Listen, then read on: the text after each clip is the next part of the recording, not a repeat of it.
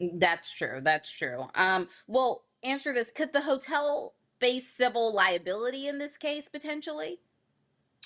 So, that's a very good question. I guess you're referring to, there's two parts. There's the civil liability related to the victim, and then there's the civil liability related potentially to the individuals that stayed in this room with the dead body.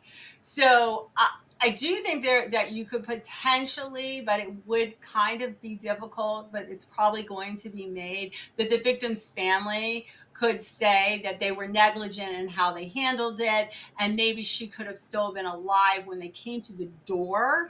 There's an allegation that they had come to the door, they were banging on the door of the hotel, and he was refusing to let them in because they ended up bringing that as suspicious activity to the alert of the police during the investigation. So, were they negligent, and was she still alive? So, there's definitely probably going to be a claim by the victim's family. Now, related to the individuals that stayed there, they didn't know the body was there.